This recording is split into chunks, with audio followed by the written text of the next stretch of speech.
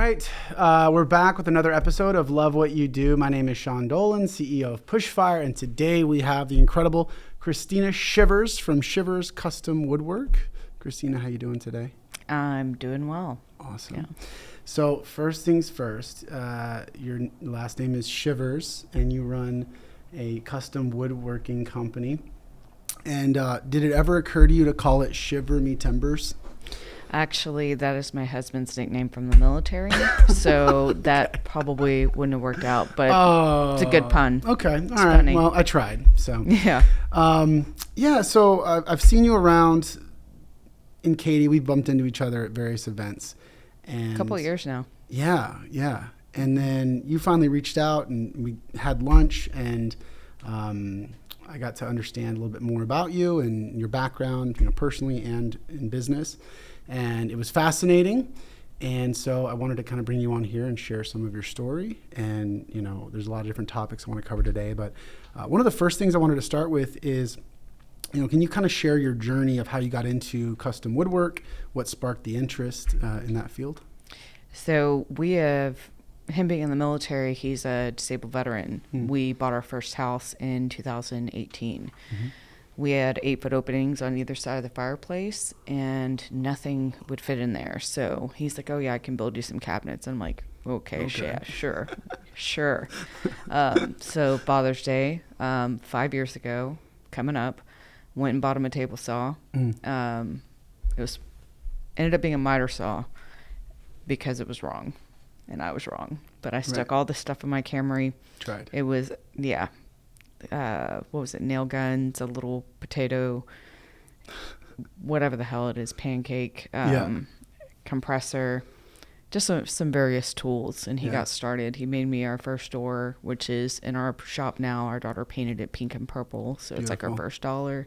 That's amazing. That's pretty cool. So he made that door, and I was like, "You didn't make this, whatever." I kind of had my doubts, and then saw it, and I was like, "Okay, cool." So he made me some cabinets, and the whole goal for us was to do a few projects around the neighborhoods so that we could fund redoing our entire house. Cool. Our house is still not done. No. And the phone calls kept coming, the emails kept coming. It just happened organically. Wow. And that's how we ended up in this field. He is...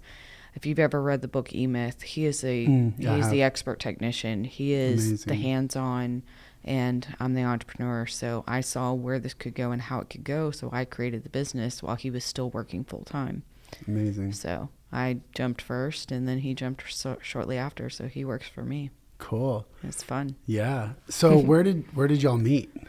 We met up in Denton. My second time going to a country bar.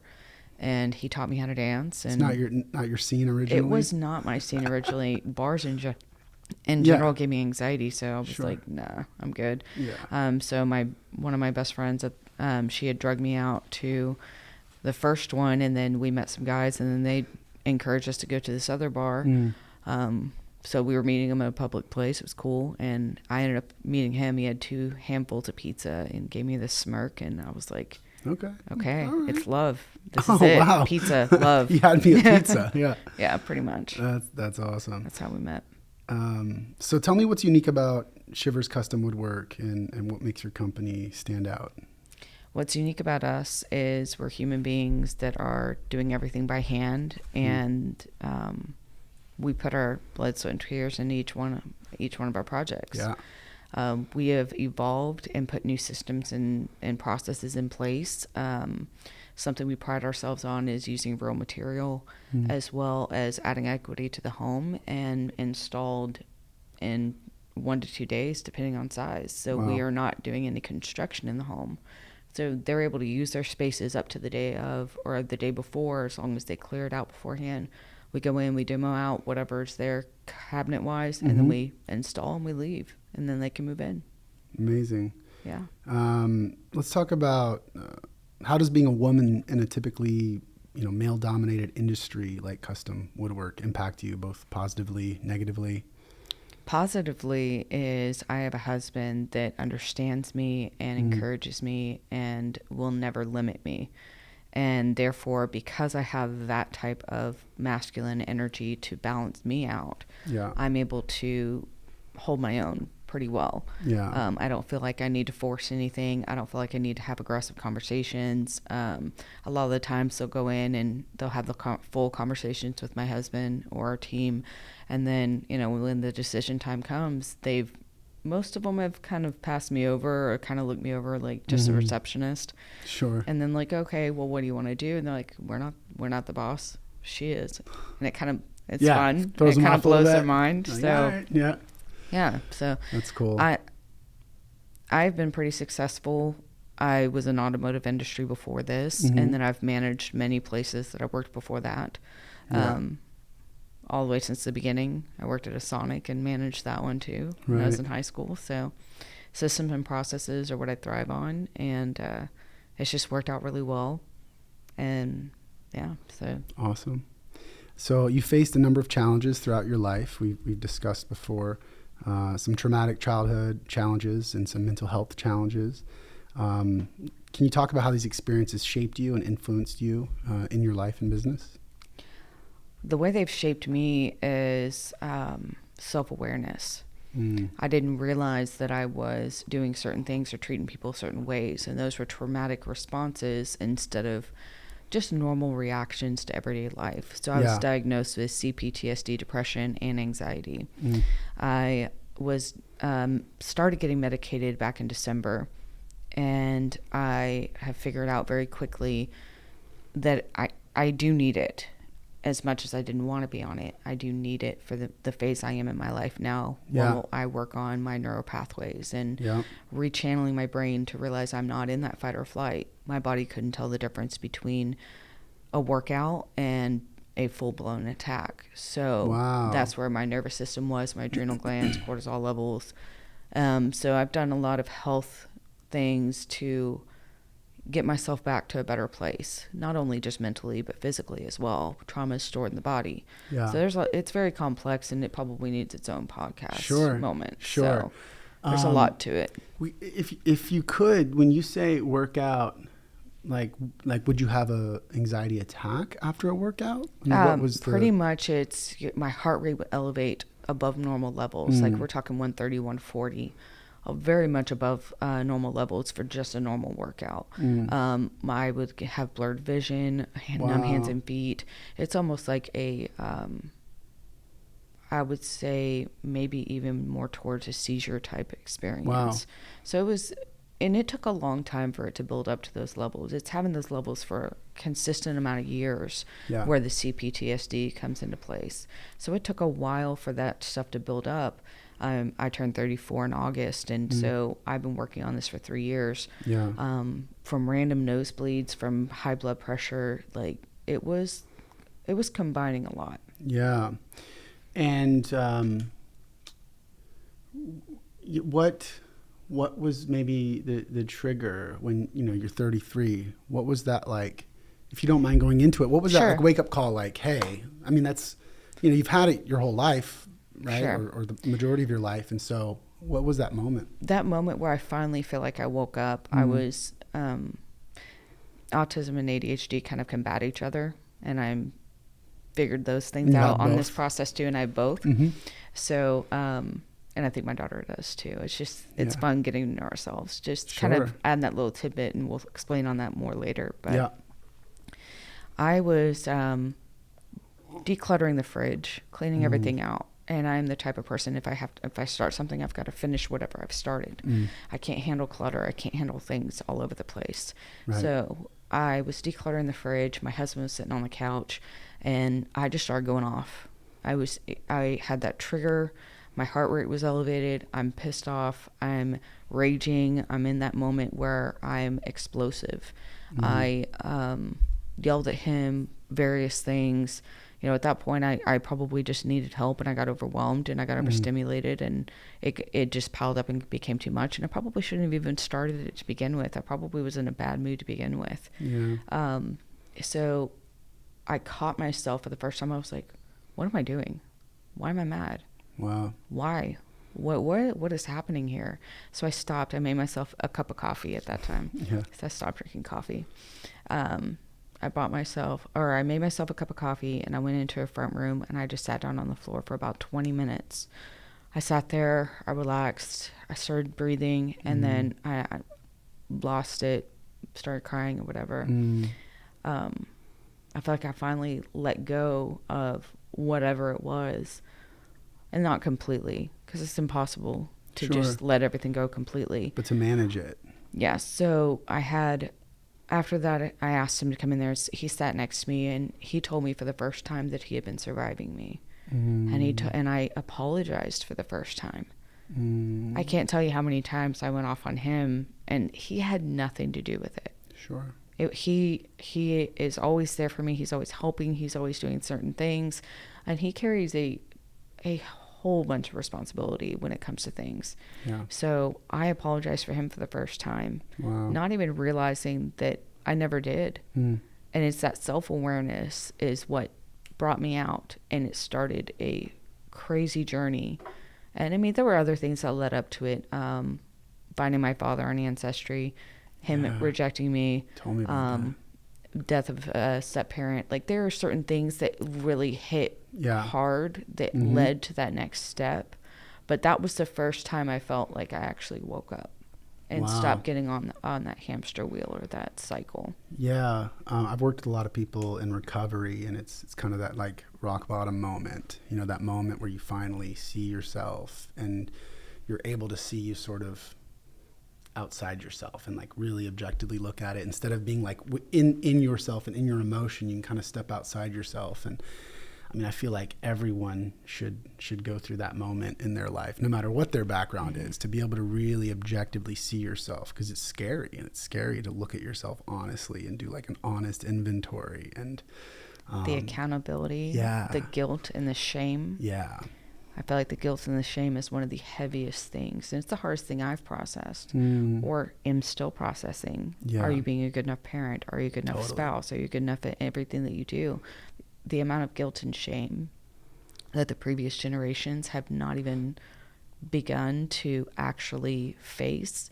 I feel like that's one of the biggest obstacles and reasons why we have generational trauma that passes from you know, just keeps going and going. Well, and for me, it stops here. Yeah, I love that.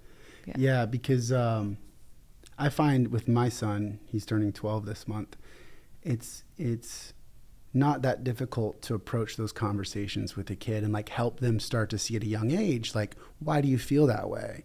And allowing emotions. Emotions are okay. You can't slam things. You can't take them out on other people. Like, that's not right. But you can have the emotion and absolutely. And even just asking them, what is it you feel right now, and having them kind of reflect on what they're feeling and put words to those emotions, I think is a way to break that cycle. The cool thing that I have found and am still learning on, and I'm not an expert by any means, but these are just my findings. The reptilian brain is incredible. And that's where you go into those animalistic like moments where you're fighting or you're, you know, moms are lifting cars off of kids, like those kind of things. We were never meant to hold any emotions in. Our bodies were never meant to do that. And this is my belief. Sure. They may prove me wrong, whatever. That's fine. That's my belief. I don't believe we were meant to hold anything, and I believe we were meant to express whatever emotion it is in that moment. Our bodies are not built to hold on to things. Our bodies are meant to, like, if you look at an animal, if it's pissed off and it wants whatever, it's going to get whatever it wants. And it's going to be aggressive to whatever it needs to, and it's going to handle its business. But it's going to express whatever that emotion is in that moment.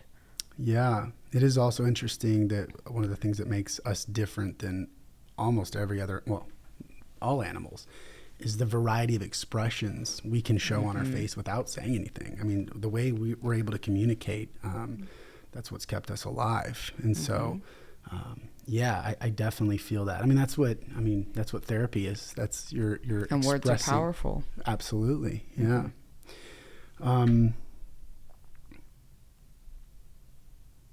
So let's talk about autism. This is something that you discovered about yourself late in life. Yes. I'm curious, what were the question marks you might have had leading up to it? I'm sure things were a little different. And then that moment where you realized or even looked into the possibility of you having autism? So it really started with my daughter. This is the first time I've ever expressed that I'm actually autistic to anyone fully publicly. Oh, so this amazing. is exciting and kind of ripping off that Band-Aid. Might as well do it. Let's go. So with my daughter, she's so smart. She's my little Sheldon Cooper. So she's funny. Yeah. Dad can't keep secrets from me. I always find out. She always, she throws him in front of that bus pretty hard. Yeah. She's on It's Team pretty Mom. funny. Yeah. Yeah. No, she's not on Team Mom. No? It's whoever. She doesn't care. She's on She Team throws whoever. anybody under the Okay, bus. fair. If it's not honest or, said in an honest way, she's going to throw it under the bus. Yeah. She's so funny. Really, it leads to school. She was struggling.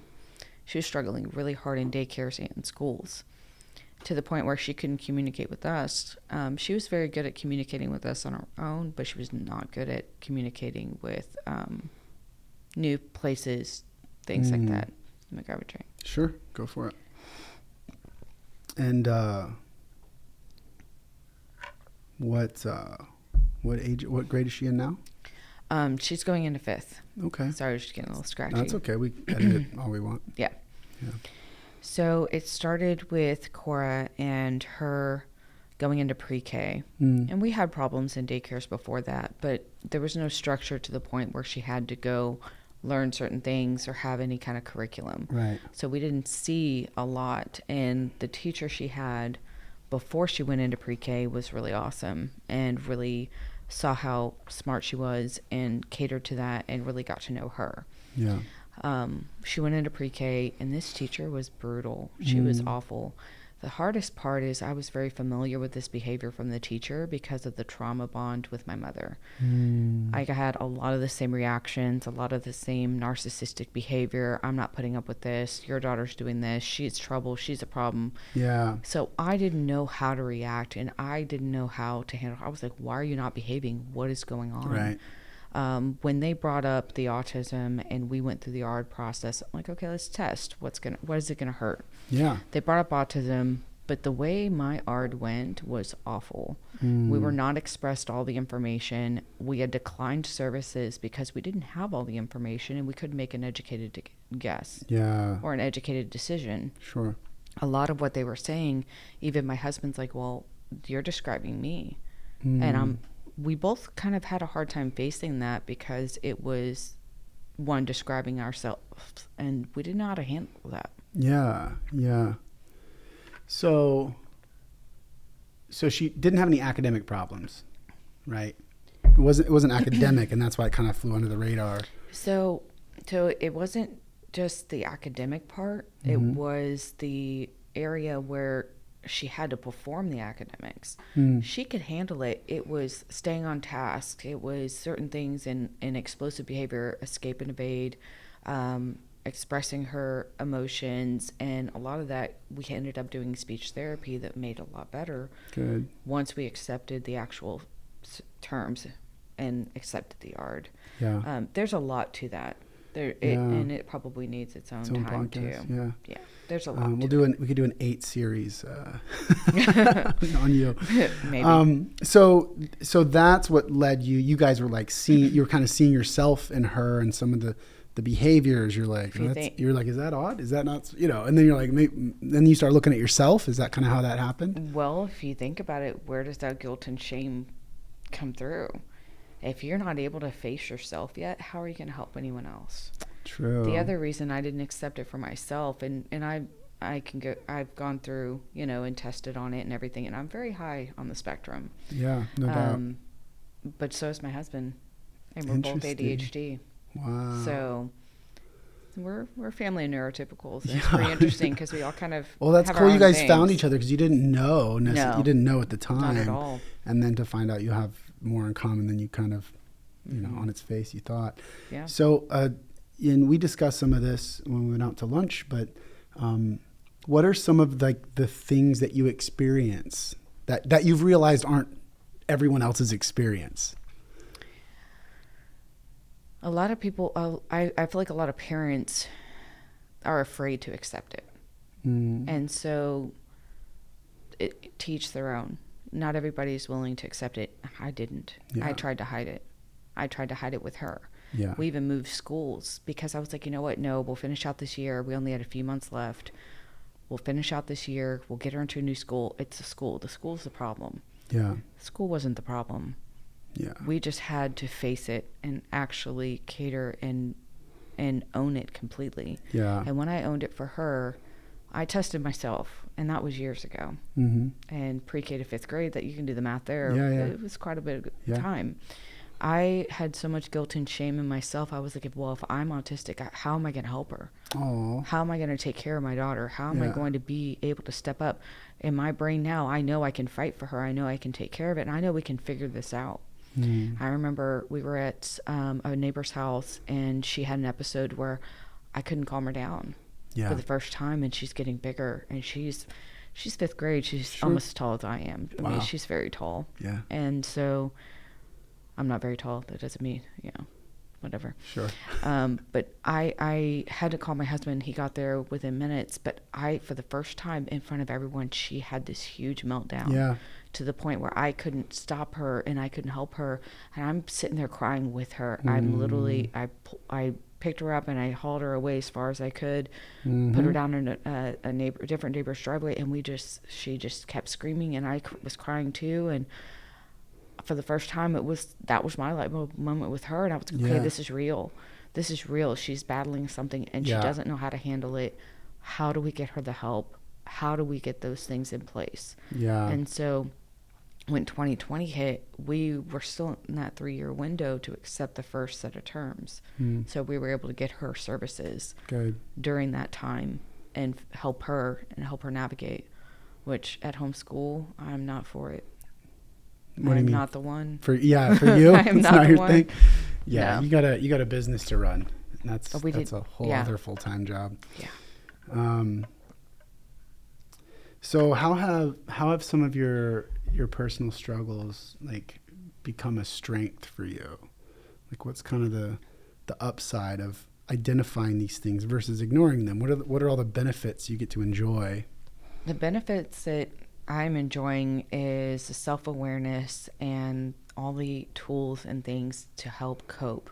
These things are not going to go away. Yeah. How we handle them is extremely important, and the way we handle ourselves and cope with those things are the difference. So each time, Yeah. and I'm evolving every day. I'm not the same person I was last August. I'm not the same person I was 2 years before that. We're meant to evolve and change. And those that knew me way back when or in high school, I'm not the same person. Sure. I'm not at all. As Not even you from should. December to now, I'm not the same person. Yeah. It's part of that evolving. Yeah. That's I can definitely relate to that. I mean, every decade, like, it's improvement, which is good. That's what we should be doing. So can we talk about your mom? Like, what, and some of the trauma, if you want. Sure. Get into some of that. Like, what? Ripping all the Band-Aids Let's off. do it. You tell do me it. when to stop. So, like, what was your childhood like? What was that trauma? What happened? My mother comes from an extensive traumatic background herself. Yeah. And I know that there's a lot of guilt and shame that she needs to face and that she has been struggling with for a long time. Yeah. I'm not on speaking terms with her right now. Mm-hmm. I hope it doesn't stay that way. But right now, that's not an option because I have healing to do, and Yeah. she is a big part of that trauma. Mm-hmm. I think she did the best with what she had. I don't think she wanted to originally be a mom. I really don't. And the reason being is because she never got to be a kid herself. And Right. that's really hard to face. She wasn't done being a kid. And when you think about those generational traumas, yes, we got spanked. Yes, we were abused, neglected. Yes, those things happened, yet they were learned. And she did the best for what she had in her learning. We didn't Yeah. have all these resources. We didn't have all Internet. these things. We had dial-up. Yeah. Yeah. We had dial-up. It took we had, so long, though. Lord. And then you couldn't all get on the same one. Right. Yeah. I think she has a lot of learning to do. She has a lot of growth to do. She has a lot of facing her own stuff to do. Yeah. And I'm really hoping that I know she can see my stuff. I know that she is more than capable. I blocked her on several things because I felt the need at that time to sever that tie, to grow, and to heal a lot of the stuff that I'm facing. Yeah, and that is, I think that's something a lot of people struggle with, is when you've identified someone in your life that is toxic for you, that is hurting you and is causing you mental health issues. We sometimes, I think, especially if you're a good person, you tend to sacrifice yourself for the relationship, and you really shouldn't do that, and it's not necessarily forever, but for that time, for you to heal, for you to work on yourself, you can't have somebody sending you poison pen letters and messages and guilt and shame and like triggering all those emotions. You got to take a break from it. I think that's hard for a lot of people to The hardest part is I don't think she realizes she's doing it. Yeah. I don't think she is a full-blown narcissist or anything like that. Yeah. I think that she is made that way based on the trauma and the experiences she faced. Right. I know how traumatic her life was. And she didn't know how to handle that. She didn't know how to not project that on her kids. Right. We were dealing with it with her. Those are those generational trauma curses that are passed down that we're not aware of before. Yeah. And that's really hard. And for me to pull back and separate myself to give her the space she needs, I hope that she faces it. I hope that she gets it together. Yeah. Yeah, me too. Is there any advice you would give to other women who may have trauma that is maybe affecting their life and their, because I always sense there's this like sort of feeling of like, I don't want to open that Pandora's box, like a lot of people are afraid to face it. Yeah. If you it's like the scar tissue is already around it and it's safe and it's hidden and I don't have to feel it. To go cut that open and release it, like, what's the benefit of that? Because people are sometimes afraid to do that. So they think it'll be worse. A lot of us hold on to things in conversations and relationships that are not always, like, say you have that conversation or face that other person, they have a different perspective. Yeah. I had several hard conversations when going through this. A healing journey is what I've been calling it. Yeah. And I didn't even realize that those conversations were so minute and so small to that other person. They never held on to it. Yeah. It was never at that level for them, but that it was for me. It was everything to you. So that trauma, you say like the scar tissue and that it's kind of bound behind it or whatever. Yeah. We all have scars. We all have to work through those scars. So pelvic floor therapy is one of the things that I've gone through, or I am still going through. And you don't realize how much scar tissue is held on. Yeah. And you have to work through those scar tissues. Your neurotransmitters are bouncing off of those scar tissues because you're not working through those things. Same goes for trauma. Same goes for anything neurological in the brain. It's ricocheting off and it's not communicating properly. Yeah.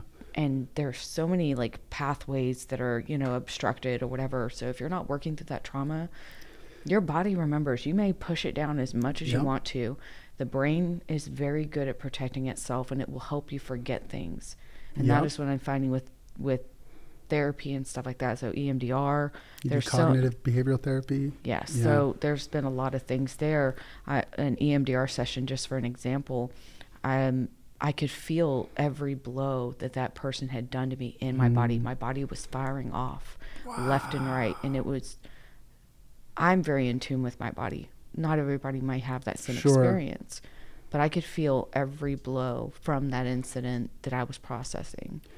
And it kind of just makes you really think. Some good books are like The Body Keeps Score or Happy Days. It's a good book. And it's incredible. Yeah. Like the best, if you go back to your question. Sure. Repeat that question for me. Yeah, like what advice would you give to someone who's afraid to address, they know it's affecting them negatively and they're thinking, well, maybe it's just better to live my life with some things wrong, with some conflicts in my relationships. Maybe I don't have the best relationship with my husband or spouse or whatever, because that's better than opening the box. So my advice would be, it is their journey alone. It is their choice. No one is going to be able to do that hard work for them. Yeah. Nobody is going to be able to take care of it for them. Your husband's not responsible. My husband's not responsible. It took me a minute to figure that out. That's a But tough he one. makes me happy. It's fine. He masks everything. Yeah. He made me feel so good. He's very grounding for me. So even a hug from him is very calming and grounding for me. He is just that person for me. But when you're talking about that scar tissue and where it's capped and where it's all hidden and bundled up, you cannot be your authentic self. You cannot be your true self. Sure. Until you face what that is. You have no idea who is going through that or who is processing these things. Even being here today and you asking me to come do a podcast with you, I never in my wildest dreams imagined that I would be doing podcasts or having conversations like this. Sure. But people need to hear it. They need to hear the trauma behind it. They need to know what is actually the meat behind who you are. You're helping others by having those conversations. Yeah.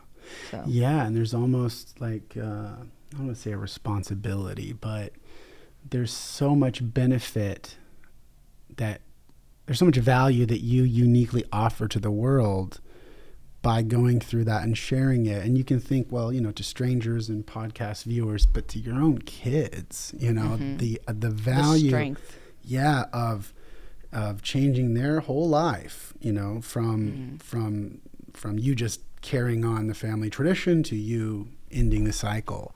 Yeah. If that doesn't motivate, I don't know what will, because that's huge. And that's something I can definitely relate to, with my son. So, tell us about you started speaking recently at events for women. Can you tell me about that? Yes. I've spoke at one so far, and then I have one coming up this week. Awesome. So it's exciting. Yeah. Again, something you didn't ever imagine. No, and I was just asked to. Yeah. The reason this started is because I started being honest. I was pissed off. I was angry. I was angry at the way people are treated. I was angry at a lot of things. Yeah. And that anger, I was like, okay, this is here. It's not going anywhere. Let's figure out how to channel it. I started doing TikToks. I got up to, I'm almost at 10,000 followers. Cool. But I really just started duetting people who have similar experiences, and I started opening up and cool. Getting to nitty gritty of, sexual assault recovery is kind of where this has been really going towards. Because yes, that happened in my past, yet it shows up in my marriage. It shows up in my parenting. It shows up in relationships, shows up with how I protect myself. There's a lot. We passed by each other probably 30 times in the last few years, and we never had a conversation just because my walls were still high. Yeah. And that's just, and I realized, I was like, you know what? And that's why I messaged you. I was like, I love that. We've never had a conversation. Yeah, we don't know each other, but Not at we all. see each other all the time. And it's so cool because when I met you, it was a very powerful, and I have to be careful like what I get into, because it's other people are involved. But our meeting with you, there were so many things I related to that was very almost therapeutic for me, hearing your perspective and what you've been through with your husband. And so I was very grateful for that lunch. Like it was, and then I just kept like, there's just so many things that you'd said that I kind of chewed on for a while. I think one in particular was you just said something like, don't be hard on yourself for not being able to fix it. Is that what you said? Yeah. Something like that. And I was like, it just like resonated in my head, because there are things in life you can't fix, and you can kill yourself trying to fix them. That falls under that guilt and shame category. Yeah. Yeah. Yeah. And I think it's hard. I grew up in a very conservative Mormon religion. And so there was a very large portion served to me of guilt and shame, like many very conservative religions can do, that I had to learn in my journey to not rely on external validation and bring that inside, you know, and then let the chips fall where they may of who is in my life or not. Yeah. That's fine. And it's based on their choices and their actions, whether or not you want to put up with it. Right. I had to, I'm going to go back to one of the other comments that you made in male-dominated industry. I had the opportunity, I went to an event. I'm not even going to say which one. We're just going to keep it very vague. Sure. I had an introduction by a good friend of mine to, you know, somebody who's in construction. He looked at me, and I was dressed up and looked cute, whatever. He looked at me and he's like, "Oh, are you just their cute sales girl?" And I just Womp womp. I just smiled and I was like, "No, I'm the owner." I know it's surprising. And then he's tripping over his words on, "Oh yeah, I can tell you're powerful. Oh yeah, this and that." And Okay. he excused himself. There was no exit. He excused himself. He just walked off, and I was like, "That." That's fair. Yeah, there's nowhere to go from here. I didn't have to say anything. Yeah. And before, the amount of masks I wore in different areas, even when meeting you originally, the amount of masks I wore and the amount of times I had to change myself to fit those agendas or to fit those stigmas that everyone else puts on you. Right. I did it a bunch. And this mask is off. There is no mask. That. This is me. Yeah. And so, question: have you always had tattoos? My first one I got when I met my husband. Awesome. Yeah, it was on my rib cage, and it said patience, trust, and strength. Patience, that's what we trust, got after. and strength. Yeah. You both did. He got it across his chest, and that's the only matching anything that we have. We won't do names. It's a hard Sure. No, it's a rule. It's just weird. Totally. You don't like it. Yeah. So I got that across my rib cage, and I was 21. Yeah. Yeah. So that was my first, and I got hooked. Are the tattoos for you? This is just me guessing, but are they you leaning into who you are and expressing yourself, or what's the? Why do you love them? Like, what's the? Why did the Sixteen Chapel get painted? Okay, it's beautiful. It's beautiful. Yeah. And so my expression with art, I love art. I love colors. I love all those things. So for me, it's just an expression of myself, and each one I get, I mean, it's me. It's like I'm unraveling. Awesome. It's like I have 5 lotus flowers, and lotus flower literally grows in the murkiest, nastiest water, and it blooms, and it is gorgeous, and it is spiritual, and it is beautiful. Yeah, and it contrasts everything it came from. So the patience, trust, and strength words, I got covered up with 2 lotus flowers. The big one represents my husband, and the small one represents me, and how we have been growing out of our abusive childhoods and past and growing together. Amazing. So that's what it represents for me. But very cool. I'm love covered. them. I think they're great. I love them. And I'm not done. I'll probably be covered. Awesome. Yeah. My face is probably where I'll stop. Okay. Yeah. For now, who knows? You know. Yeah. Maybe a teardrop. Oh yeah. Cool. So let's. Okay. One more on that. With the women's events, and I know you spoke at one, you're speaking at another. What do you feel is like the main message you're trying to get across to other women? I want women to feel empowered and be able to face those things. And I'm the type of person that I do my best. You can curse. We can edit it. I'm pretty good at it. Go for it. Speak your truth. No, I am the type of person that you mess with me and you're going to find out. Yeah. Fuck around and find out. Fuck around and find out. I'm a fan of that. So when it gets to that point, I want women to feel empowered. When one of my first abuses that I remembered, and this is part of that trauma with my mother too, is I went and I told her. I told her about it. I was 10 when it happened. Yeah. A year later, after pushing it down and all those things. Trying to, of course, because it came out in everything I did. It came out in every relationship. It came out in every friendship I had. Yeah. I went to tell my mom about it, and she told me that it didn't happen. He's too nice. Just No, just that's terrible. Yeah. She didn't investigate. She didn't ask questions. She just full sail denied it. She did. Hmm. And Sorry. I pushed it down for 20 more years. Wow. I didn't open up about it until I started. I guess my journey's a lot longer than I expected. My timeline, I'm terrible with timelines. It's okay. So, yeah, if this person's still alive and he was old then, and it's disgusting. Yeah. Absolutely disgusting. So one of my biggest trauma responses, and I didn't know it was, I can't fall asleep on a couch. Oh, interesting. I can't fall asleep on a couch because I was watching a movie. It was called Dante's Peak, and he ripped me off that couch. So the loud noises and all of that triggered me because my brain couldn't even process as a 10-year-old. Yeah. I was between the age of 10 and 13 because my timelines are so off Sure. and I have so many blanks. My brain couldn't process. If I fell asleep on the couch, and it didn't start calming down till this year, and I wasn't aware of it. Yeah. I would fall asleep on the couch, and my husband would just be watching a movie, and it's going off, or guns or whatever. Yeah. It's going off, and I'm up. My heart rate is through the roof. It's probably around 150. I measured it at some points, and my heart rate's.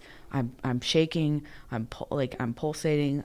Like everything is just moving fast. My reptilian brain is in full effect. Yeah. And I am freaking out. And at that point, I go immediately. I start cussing.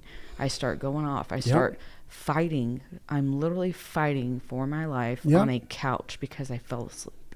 Yeah. That's what the fuck. Yeah. Why?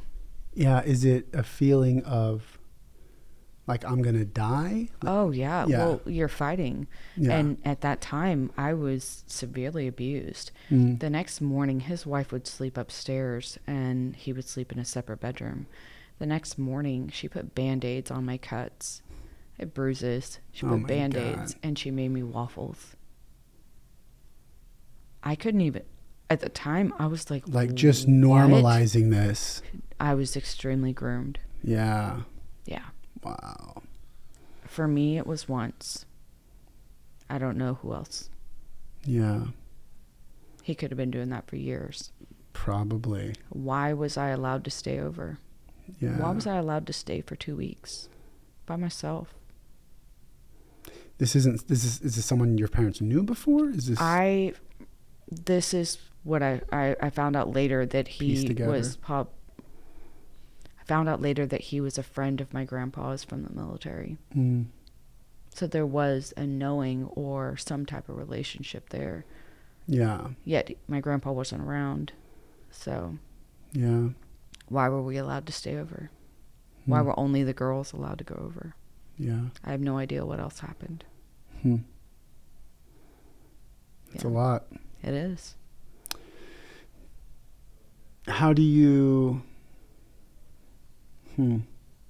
It took me a minute to relate sleeping on the couch to that event. Yeah, that takes work. I mean, it was processing. That's a process. Do you journal and write? And I do. What were the tools? Like, what were the things you did to sort of get that inventory of you and what's... Therapy helped a lot. Yeah. It's just, you peel back layer by layer. That's where the CPTSD comes in place. It's complex. Yeah. It's layers and layers and layers instead of just being one event. Right. Okay. Thank you for sharing that. That's part of, and it's not to say that I would go into that type of talk in the actual presentations or speaking. Yeah. It's not but it that I would go... educates what you're expressing. Yes, but it needs to be said. It needs to be heard, because there are others that are just doing the same thing, or they're not properly taken care of by, law enforcement. I was at a dance hall. It's local. I won't say the name of that one either. We're gonna keep it vague. Yeah. I walked from one dance floor to another, and a guy went completely up my dress. Wow. I wasn't doing anything in public, and my husband was right behind him. Wow. And so he put his hands on him quick because he saw him. he did it to the point where he lifted me up off the floor. Wow. And it's like, what? Why? The officer, he was like, well, did he penetrate you? Oh, because that's the only thing wrong with that? What?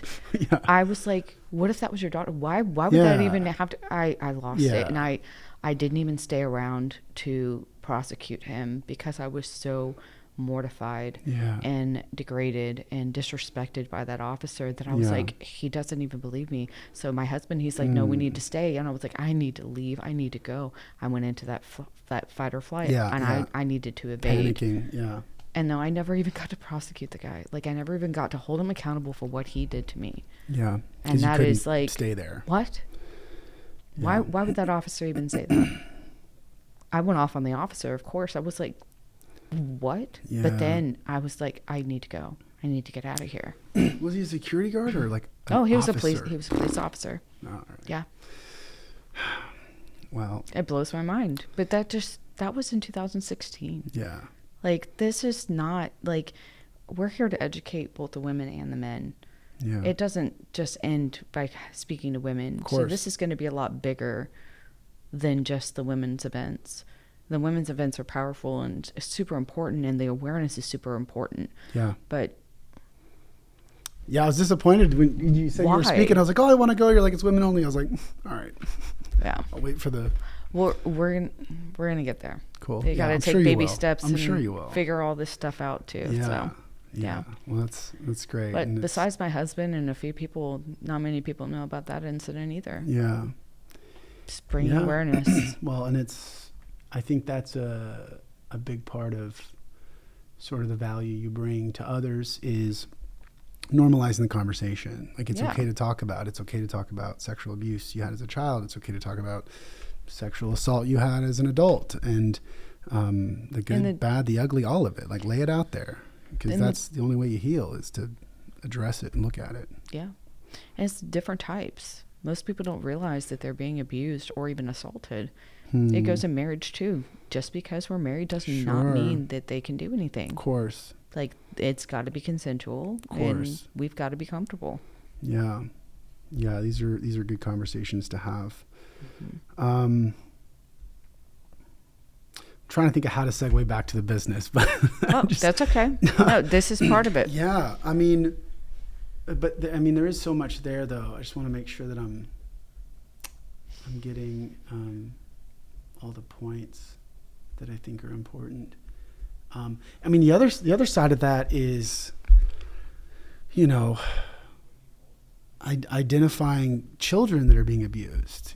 Because it's like if the abuser is one of their parents, for instance, or neighbor or something, it's like they're at school, and it's like we got to train teachers in identifying and, or even as a community, like being aware and knowing what to look for. So I don't know if there's anything you could speak to on that. You were a kid then, so you didn't have a ton of awareness as a child. We were failed by the school system.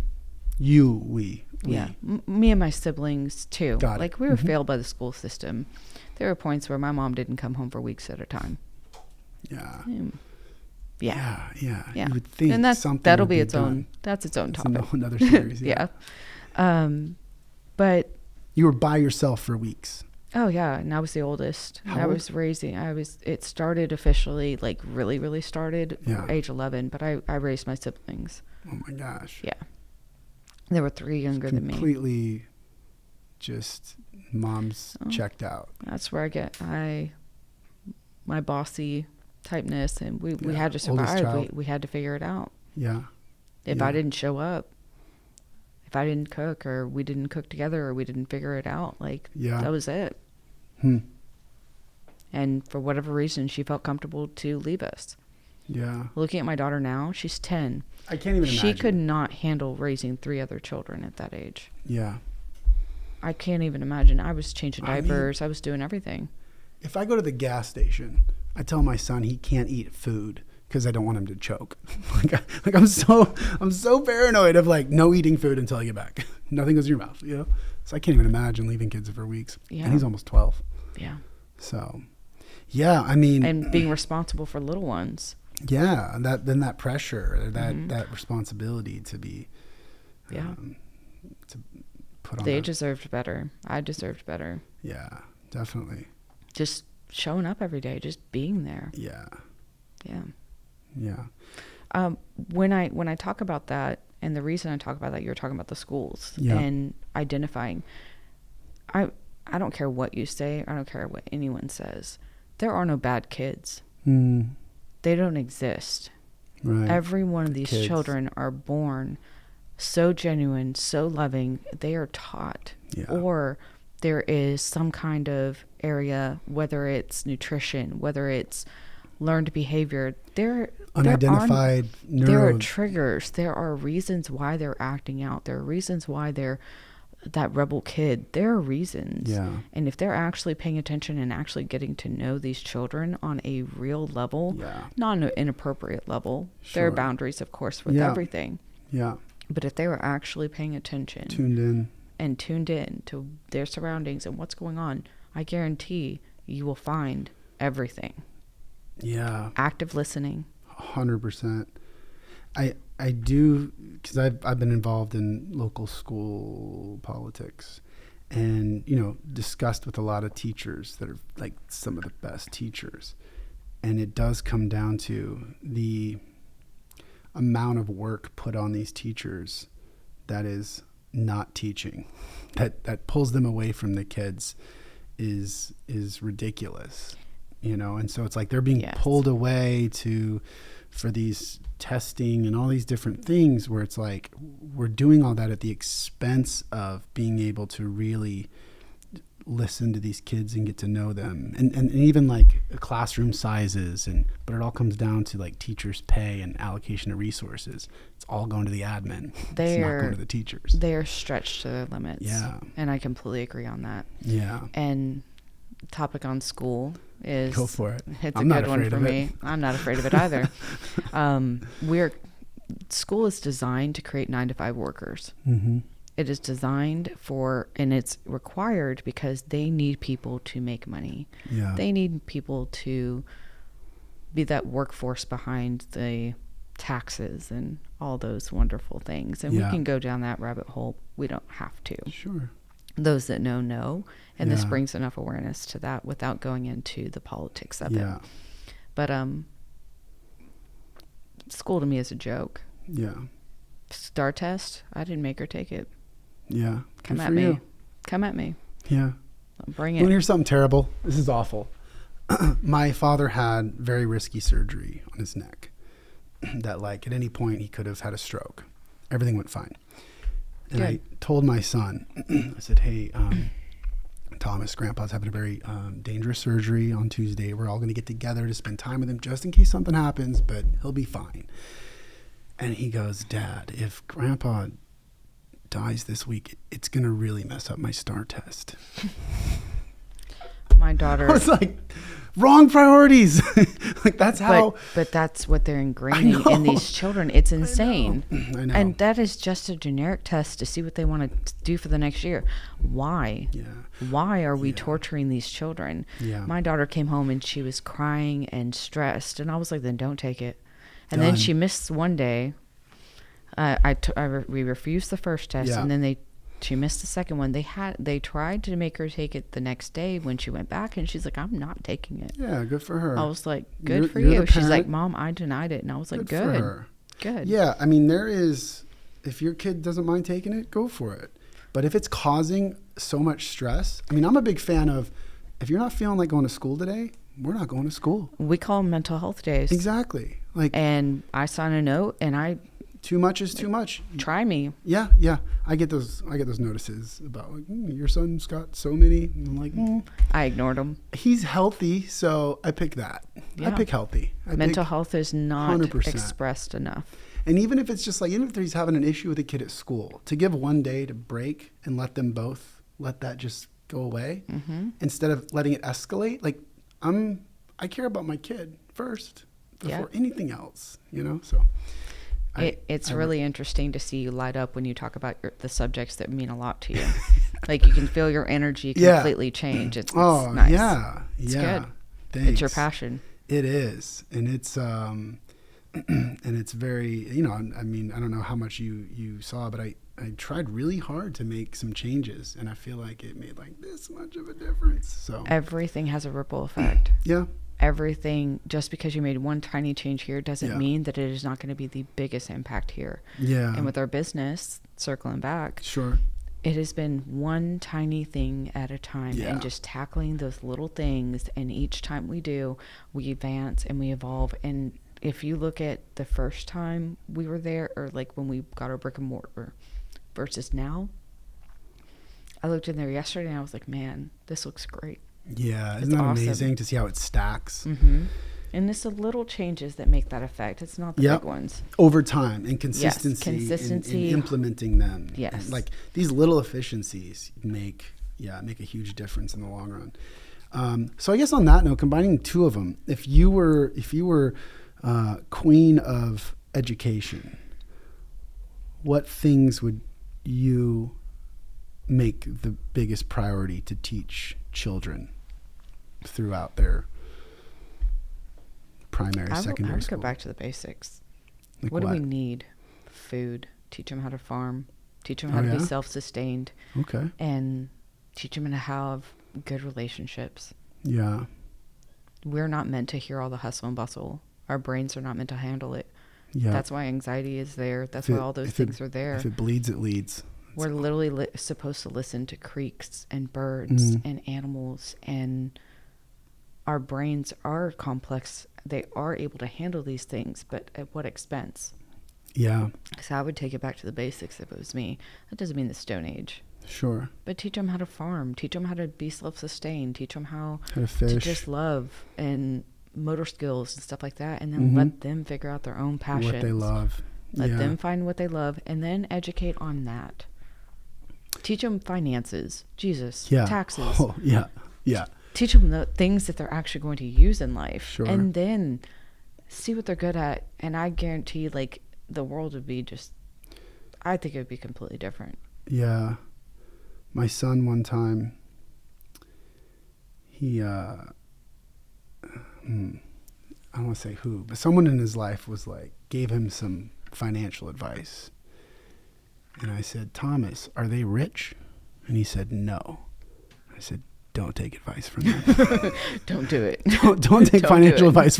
Like, so to me, it's, I do think that when it comes to like entrepreneurs, just the way the system's built, there's not a ton of entrepreneurs that are teachers, right? So we need to be deliberate about bringing in entrepreneurs into the school so we can kind of suss out these kids that have those proclivities. What's interesting is you bringing that up, and I like when things go organically like this, and they're brought up, and it's something that I've been working on.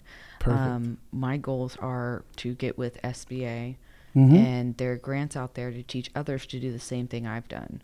Awesome. And with our business, we didn't have a blueprint. We didn't have any structure, anything like that. I literally took what I knew from managing other businesses Yeah. and taking care of them, literally picking what I want and what I don't want Sure. What worked, out of what those didn't. situations, and just kind of feeding it into ours. And that's how we've structured our business, and that's how it's moved forward. Where we have combative areas are how my husband and I communicate when it comes to work versus home. We work really well together, but we also have combative issues where he is not about systems and processes and I am. And therefore we have different tools in different ways where I've pulled myself out of production completely, and I have a business coach that steps in and has that communication where we get on the Wow. same page. We're able to all communicate. Smart. It's not coming from his wife. Totally. It is actually coming from a substantial area where we know we're going to see results. He focuses. He's a numbers guy. Like he's brilliant, and that's probably the first thing I fell in love with besides the pizza. Sure. But we're learning how each other work. So if he were to ask me to compile a list of things, I'll get it to you next year. But if you ask me yes or no questions, I got you. Yeah. Yeah. Yeah. That's, I mean, there's a lot there with just in a relationship in general, like how to work as a husband and wife, but certainly as a business partner.